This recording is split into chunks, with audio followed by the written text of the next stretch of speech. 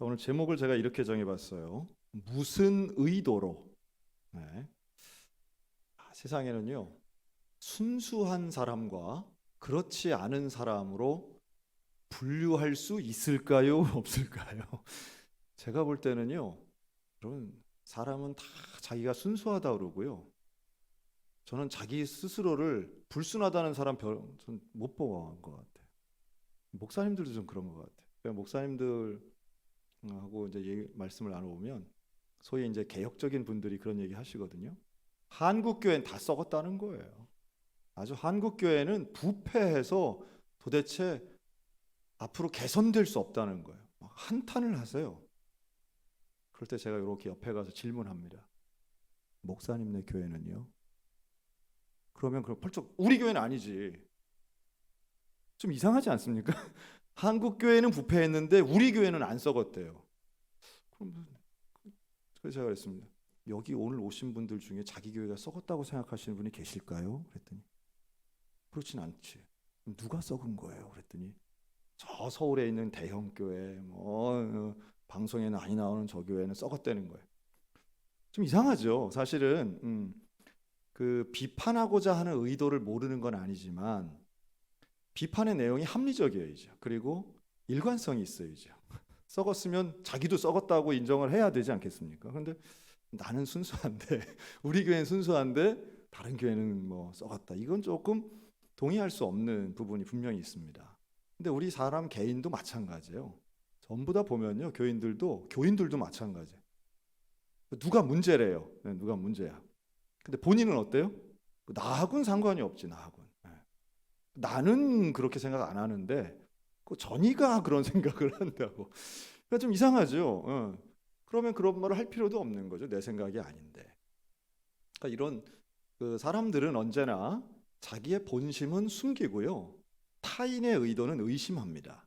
이 구조를 잘 보시면 그렇기 때문에 화해가 안 되고 마치 선과 악처럼 늘 나누는 거예요. 자기는 정의롭고 자기는 순수하고 자기는 선합니다.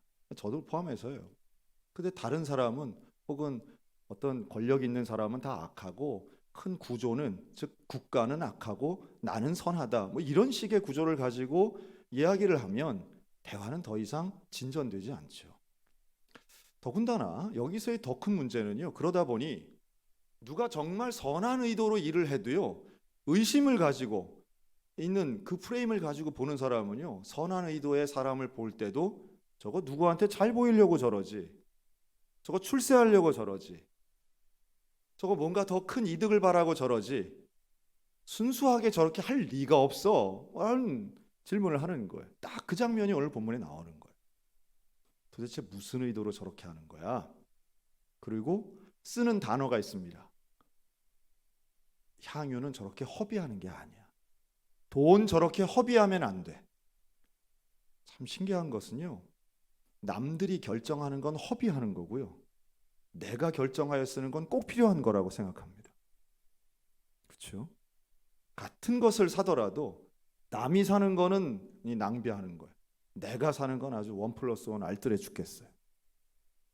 교회도 마찬가지. 교회가 뭘 돈을 쓰면 교회가 그런 데 쓰면 안 된다고. 그런데 내가 결정권이 있으면 전혀 이야기가 달라집니다. 기왕 하는 거 좋은 거 해야지, 뭐 이렇게 나오는 거예요. 그러니 내가 결정하는 것과 그렇지 않을 때 사람이 달라지고요, 또 나에게 어떤 영향이 있나를 따지면서 그 의도를 의심하면 결국은 아주 먼 길 가는 겁니다. 우리가 이 갈등 구조를 좀 생각해 보면 이런 건 너무너무 많아요. 여러분, 전 세계에서 제일 큰 호텔이 있는 도시가 어딘지 아십니까? 전 세계에서 1년에 관광객이 제일 많이 가는 도시가 어딘지 혹시 아세요? 제가 확신하건대 전 세계에서 1년에 제일 많이 가지만 우리 교회에서는 단 한 명도 거기 간 사람이 없을 거예요. 제가 아주 100% 확신 가운데 얘기합니다. 그 도시를 가보신 분이 우리 소양성결 교회는 단 한 명도 없습니다. 우리 여행 많이 다니시는데 이럴지 모르겠어요. 미국도 아니고요, 태국도 아니고 베트남도 아닙니다. 전 세계 관광 대국 1위는 사우디아라비아의 메카입니다. 비교가 안 됩니다. 사우디아라비아 메카를 방문하는 그 인원은요, 비교가 안 돼요. 그냥 완전 단독 1등입니다. 그래서 지금 전 세계에서 제일 큰 호텔은 바로 그 메카에 있습니다. 우리는 한 번도 본 적이 없지만 앞으로도 못 갈 거예요. 이제 겨우 사우디아라비아가 외국인들에게 비자를 내주기 시작은 했지만 우리 차례까지 오려면 아직도 한참 멀었습니다. 그래서 관광을 뭐 세계 뭐 많이 다니신다 해도요, 아직 1등 국가는 안 가보신 거예요. 자, 그런데 왜 그렇게 거긴 많아요? 메카라고 하는 단어는요, 한 도시의 이름을 넘어서서 우리들을 쓰고 있습니다. 뭐 짜장면의 메카 이러면 뭐 그게 무슨 의미인지 우리는 알고 있어요. 그렇죠? 그 메카라고 하는 도시는 이미 고유 명사를 넘어서서 일반 명사화되어 있는 정도예요. 그런데 이 메카는 왜 그렇게 유명합니까? 여기서 무하마드가 이 이슬람을 창시한 곳이에요. 그래서 이슬람 교도들은 죽기 전에 꼭 여기 가야 되는 거예요. 1년에 한 번씩 여기 꼭 가는 사람들도 많습니다. 메카와 메디나라고 하는 성지가 있어요. 이게 1번이 메카고 2번이 메디나입니다. 이 두 군데는 다 같이 사우디아라비아에 있어요. 여기를 전 세계 이슬람들이 매년 갑니다. 20억 명이 넘는 이슬람 교도들은 여기를 반드시 가야만 되는 거예요. 그러니 거기서 맨날 치여 죽는 사람이요. 조금 비유는 좀 이상하지만 우리나라에서 작년에 있었던 그 이태원 참사 같은 그런 비극적인 사건이 메카에서는 거의 몇 년에 한 번씩 꼭꼭 일어나요. 정말 수백 명씩 압사당해 죽습니다. 그래도 갑니다. 놀랍죠? 그런데 세 번째, 이슬람 교도들이 세 번째 꼭 가는 곳이 예루살렘입니다. 여기 가서 알-아크사라고 하는 사원을 꼭 가요. 이게 세 번째 성지인데요. 이 알-아크사 사원은 우리가 예루살렘에 가면 잘 모르시는 분들은 예루살렘 성전인 줄로 착각하는 황금돔 사원이 있습니다. 황금돔 사진 보면 딱 그게 나와요. 거기 가면 꼭 황금돔을 이렇게 하고 사진 찍고 뭐 이러는데 그게 사실 이슬람 사원이에요. 알-아크사 사원 안에 있는 황금돔이거든요. 이게 세 번째 성지입니다. 여기에 이슬람교들이 늘 오는 거예요. 그런데 문제는 뭐예요? 사우디아라비아는 이슬람 국가인데 이 알-아크사가 있는 예루살렘은 유대교의 성지인 거예요. 그러니 여기는 평화가 될 수가 없어요. 항상 이스라엘 거기 게다가 우리 같은 개신교 교인들까지 성지순례를 항상 가니 여기는 언제나 불안불안한 거죠. 그래서 이제 올해 초에 이슬람 경찰이 이 알-아크사 사원에 침범 막 들어가가지고 그냥 막 그 이슬람 교도들을 때려 잡았거든요. 근데 여기에 대한 복수심을 가지고 지금 하마스가 전쟁을 하는 겁니다. 그러니까 지금 이 지경이 된 상황에서는요, 누구의 말도 믿지 않아요. 어떤 평화적인 얘기를 해도 저 의도가 뭘까? 전 분명히 저놈들은 나쁜 놈들이니까. 그러니까 이러한 의심을 가지고 있는 이상, 적개심과 미움을 가지고 있는 이상, 아무리 좋은 말에 진심을 가지고 이야기해도 통하지 않아요. 그게 현재의 이스라엘 또 아랍 국가들과의 관계 속에 있는 현실입니다. 그러니까 그냥 전쟁이 나는 거죠. 이 평화는요, 사실은 상대방의 진심을 이해하고 인정해 주는 데에서부터 시작됩니다. 그런데 의도를 의심하면 결국은 갈등은 커질 수밖에 없는 거예요. 뭘 해도 다 의심되는 거예요. 밥을 줘도 의심이 되고 총을 안 쏴도 의심이 되고 총을 쏘면 더 의심이 되고 이런 거죠. 자, 제자들이 지금 이 나병 환자 시몬의 집에서 향유 옥합을 부은 여인 마르다죠. 향유 옥합을 부은 여인에게 뭐라고 분개하며 말하는가 하면 무슨 의도로 이것을 허비하느냐. 8절이죠. 무슨 의도로 이걸 허비하느냐. 그러면서 이것을 9절 비싼 값에 팔아 가난한 자들에게 줄 수 있었겠다. 그러니까 이 돈을 이렇게 쓰면 안 돼. 이건 허비하는 거고 돈은 가난한 사람들에게 나누어주면 이걸 팔아서 비싼 값에 팔아고 가난한 사람 나눠주면 얼마나 좋겠어 라고 하는데 그러면 이 말을 하는 사람들은 자기가 가지고 있는 돈을 가난한 자들에게 평소에 나눠줄까요? 안 나눠줄까요? 그렇지 않아요. 그 증거가 뭐냐 하면 이 26장에 나오는 제자들 모든 사람들 이 여인을 제외한 나머지 사람들은요 다 예수님 배신합니다. 바로 이어서 나오는 건 가룟 유다가 은 30에 예수님을 파는 장면이고요. 그리고 같은 장에 수제자 베드로가 예수님을 부인하는 장면이 동시에 나와요. 그러니까 이 모든 것들이 사실은 이 26장 전체를 놓고 보면요, 모든 사람이 다 예수님 배신해요. 모든 사람이 다 예수님을 죽이려고 해요. 음모를 꾸며요. 흉계를 꾸며요. 이 대제사장 가야바 그 관정 집안에 모여가지고, 제사장들이 모여가지고 어떻게 예수를 죽일 것인가. 지금 6월절 명절이니까 명절날 죽이면 밀란이 일어나니 우리 그러지 말고 명절 지나고 죽입시다 하는 흉계를 꾸민다고 본문 말씀해요. 사람들은 흉계를 꾸며요. 흉계를 꾸미고 돈 30에 이 스승을 파는 가룟 유다를 말씀하면서, 순수한 사람은 오직 하나뿐이에요. 예수님을 마음 가득히 내 소유를 다 들여서 예수님을 사랑하고 그걸 표현하는 사람은 이 여인 한 명밖에 없는 거예요. 그런데 이 여인 하나를 제자들이 공격하는 거죠. 왜 이렇게 이 여인의 행위를 공격하고 미워했을까요? 이들에겐 바로 이 순전한 마음, 예수님을 사랑하는 순전하고 예수님을 아무런 기대감 없이 예수님께 나의 모든 것을 드린다고 하는 이 마음이 없었기 때문에 이해도 안 되는 거예요. 제자들은 예수님을 따를 때 의도가 있었어요. 예수님을 따라가면 우리 민족이 해방되겠지, 이런 사람도 있었고요. 예수님 따라다니면 내가 주의 보좌 좌편 우편에 앉을 수 있겠지, 이런 기대감도 있었어요. 지금보다 나아진 삶을 살겠지, 지금보다 좀 더 나아지겠지, 좋아지겠지, 이런 기대와 의도를 가지고 예수님을 따른 거예요. 그런데 그렇지 않은 사람은 이 여인 한 사람밖에 없는 거예요. 이걸 예수님 뭐라 그러냐면, 나를 기념하는 여인, 이 여인이다. 나 장례를 준비하고 기념하는 사람, 이 사람밖에 없어. 너희들은 다 나한테 뭔가를 기대하고 나에게 뭔가를 요구하고 나의 어떤 모습과 기적에 대한 기대감이 있지만, 이 여인은 그게 아니라 나를 사랑하는 거야. 오히려 나의 죽음을 준비하는 거야. 너희들은 허비한다 하지만 내가 볼 땐 이 여인은 준비하는 거야 라고 말씀하시며, 오히려 여인의 편을 들고 계세요. 전 이런 생각을 한번 해봐요. 이 향유가 비싼 게 아니었다면 제자들이 이렇게까지 분개했을까요? 뭔가 비싸고 좋은 것, 나쁘게 말하면 사치스러운 거지만 좋게 말하면 전력을 다해 전심을 다해서 드린 것에 대해 제자들은 마음이 편치 않았던 거예요. 여러분, 이거 되게 묘한 겁니다. 옛날이나 지금이나 돈 앞에서 사람들은 본심 내지는 약한 모습을 드러냅니다. 최근에 바로 이제 어제하고 오늘하고 나온 뉴스더라고요. 저는 이게 끝난 줄 알았는데, 고성산불 피해자들 재판이 지금도 진행 중이더라고요. 오늘 대법원 판단이 나왔습니다. 대법원 판단이 뭐가 나왔냐면, 고발당한 한전 직원 전원 무죄 판결을 받았어요. 그러니까 이게 뭐냐면, 고성산불의 원인이 한전에 있다고 그 고소를 했는데, 이게 1심, 2심을 지나고 결국 대법원에선 무죄 판결이 난 거예요. 그러니까 피해자들이 또 고소를 제기한 정부 지자체가 패소했습니다. 자, 이 말은 뭐냐면, 한전으로부터 더 이상 돈 받을 길이 없는 거예요.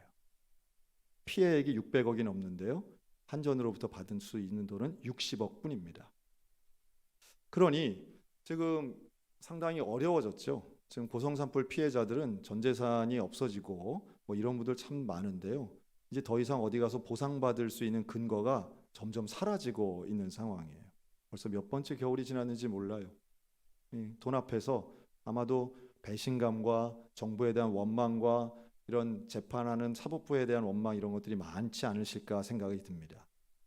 또 한편으론 참 냉정한 것이 사회구나, 그렇구나 다시 한번 깨닫고요. 그런 반면에 또 한편에선 아주 뜨거운 소식이 하나 있었어요.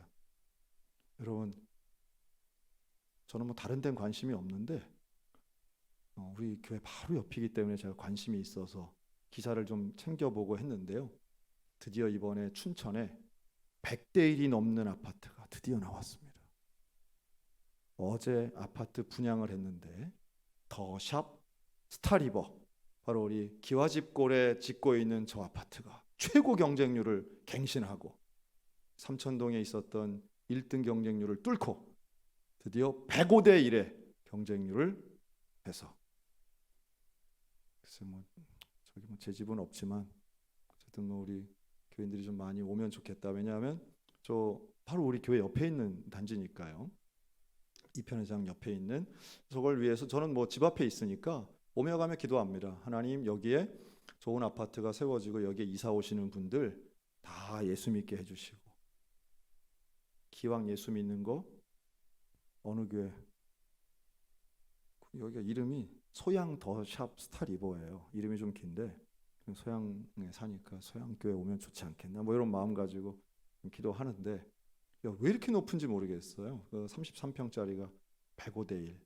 뭐 어쨌든 뭐 저는 뭐 그렇게 해서 우리 춘천에 뭐 집값이 올라간다 뭐 안 좋아하시는 분들 물론 많겠죠. 근데 집 가지신 분들은 물론 좋겠는데, 신기한 건 인구수는 줄어드는데 어떻게 된 게 새로 짓는 아파트는 왜 이렇게 올라가나, 뭔가 좀 구조가 불안하죠.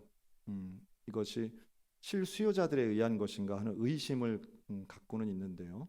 그러나 이곳에 잘 지어지고 또 좋은 분들이 오시길 바란다. 근데 어쨌든 이렇게 경쟁률이 높다는 거는요, 다른 거 부정할 수 없는 건 이걸 재산으로 생각하신다는 거예요. 돈을 더 벌고 싶은 거죠. 돈을 벌고 싶은 그 욕망이 투영된 것이 높은 경쟁률이라고 봅니다. 사람들의 뭐 그냥 진심인 거죠. 속마음이고 부자 되고 싶고 부동산을 통해서 어떤 재산을 늘리고 싶은 그런 마음들. 그러니까 이런 걸 보면 누군가는 원망하면서까지도 나에게 더 보상금을 받고 싶기도 하고, 또 누군가는 이런 부동산 투자를 통해서 재산을 늘리고 싶은데, 그러한 마음을 숨기면서 나는 욕심 없다 하는 것도 사실은 거짓말이겠죠. 사실은 나는 욕심이 없는데 저 사람들만 욕심이 있다, 이건 잘못된 생각이고요. 뭔가 남에게는 나쁜 의도 있고 나에게는 선한 의도만 있다, 이런 구조는 잘못된 구조입니다. 뭐 글쎄요, 뭐 누가 사셨는지 저는 잘 모르겠어요. 저는 안 산 게 명확한데 100대 1 뚫고 당첨되시는 분들이 있으면 하여튼 축하를 드리겠고, 그러면서도 집 없는 우리 교인들도 많으신데 그런 소식들 들으면 상당히 마음이 좀 서글프시겠죠. 그러나 남 잘 되는 거 가지고는 축하해 주시고 우리 하나님 앞에 내 복을 달라고 기도하는 마음 갖는 게 오히려 좀 편하고 합리적이지 않을까 생각이 들어요. 그런 면에서 이런 자본주의적인 생각을 가지고 있는 사람은요, 절대로 이 향유옥합의 헌신을 받아들일 수가 없어요. 인정하기가 어렵죠. 왜 돈을 저렇게 써? 그러나 우리 그리스도인들 입장에서는 내게 가장 소중한 그 돈을, 내게 가장 소중한 그 소유를 하나님께 드리는 것이 사실은 우리에게는 가장 큰 기쁨이 된다라고 하는 사실이에요. 여러분, 이거를 저와 여러분들이 좀 함께 믿었으면 좋겠습니다. 최소한 우리는 돈에 욕심이 있으면서 타인의 헌신을 비방하지는 말자는 거예요. 가룟 유다, 얼마나 이게 가증스러운 얘기입니까? 야, 저거 가난한 사람 나눠줘야지, 이 말을 한 사람이 뒤로 돌아서서는요, 돈 30에 예수를 파는 거예요. 최소한 이 짓은 하지 말아야 된다는 거예요. 남 헌신하는 것, 헌금하는 걸 막 욕하고 비방하고 자기는 가가지고 오히려 엉뚱한 짓 한다는 거, 이건 정말 하나님 앞에 오히려 그건 벌 받을 일입니다. 그럼 저는 우리가 좀 헌금에 욕심을 내고요, 또 헌금을 누가 했다, 또 많이 했다, 뭐 그렇죠, 뭐 누가 얼만큼 했는지 알 수는 없지만, 그러나 헌금에 대해서는 정말 긍정적인 눈을 가지고 보셨으면 좋겠어요. 그렇죠? 헌금을 의도를 가지고 한다고 생각하신다면 그건 큰 착각입니다. 교회에 헌금하는 게 의도가 있을 수 있겠습니까? 예수님께 드리는 헌금, 예수님께 드리는 헌신, 예수님이 기뻐할 만한 전도와 봉사가 무슨 의도가 있는 것처럼 생각하면 그게 바로 오늘 26장에 나오는 잘못된 제자들의 생각이라는 거예요. 우리 교회는 그런 분이 한 명도 없습니다. 다행스럽게. 누가 그러겠어요? 근데 분란이 있는 교회들을 보면 대개 이런 식이에요. 교회가 갈등이 있고 분란이 있고 어려움이 있으면요, 이건 뭐 봉사를 해도 저 무슨 의도로 하는 거야, 헌금을 해도 저 무슨 의도로 하는 거야, 이렇게 생각하고 오해하고 대화하면요, 그 나쁜 소문은 결국 교회를 쪼개지고 교회가 병들게 하고 교인들이 상처받게 만듭니다. 예수님은 아주 단언하고 계시는 거예요. 니들 말도 일리가 있다 이러지 않으세요? 의도는 무슨 의도? 이 여인이 잘하고 있는 거야. 이 여인이 잘하고 있는 거야. 니들보다 훨씬 나. 너희 제자들 너희 다 합친 것보다 이 여인 한 사람 하는 것이 훨씬 앞으로도 모든 복음이 전파되는 곳에서 다 이 여인에 대해서 이야기할 거야. 오히려 너희들 중에는 나를 팔 자가 있어. 너희들 중에는 나를 배신할 사람이 있어. 이렇게 말씀하잖아요. 그러니까 예수님의 말씀과 평가를 잘 생각해 보시고 나에게 적용하는 지혜가 있으셔야 합니다. 사랑하는 성도 여러분, 타인의 의도를 의심하지 마시기를 주의 이름으로 권면합니다. 의도 의심을 타인에게 적용하지 마시고 나에게 적용하시기 바랍니다. 과연 나는 하나님을 사랑해서 이거 하는가? 과연 나는 정말 하나님을 믿어서 기도하는가? 오히려 그 의도의 의심을 나에게로 향하면 내 신앙을 새롭게 점검할 수 있을 것입니다. 예수님에게 외면당할 일, 외면당할 마음 가지고 남을 판단하기보다는 하나님 앞에 거룩함을 가지고 하나님을 정말로 사랑하는, 그래서 이 여인의 행동은 순전한 행동이었지 예언적 행동은 아니었는데 예수님의 해석이 놀랍게도 여인의 행위를 예언적 행위로 바꿔서 해석하신 거예요. 그렇죠. 그러니까 가지고 있던 가장 좋은 것을 예수님께 드린 것뿐인데 이게 장례를 준비하는 일이 된 거예요. 아무도 준비하지 않을 때 이 여인 한 사람만 했다라고 칭찬하지 않습니까? 여러분, 오늘 예수님께 칭찬받는 그 한 사람, 그 한 성도 되는 저와 여러분들 되셨으면 좋겠습니다. 우리 모두가 일생을 통하여 하나님을 순전히 사랑하고 의도가 아닌 사랑을 가지고 예수님을 대하여 예수님께 인정받고 칭찬듣는 하나님의 온전한 백성들, 주님 앞에 끝없이 쓰임받는 저와 여러분들 우리 소양교회가 되시기를 주님의 이름으로 축원합니다. 아멘. 기도하겠습니다.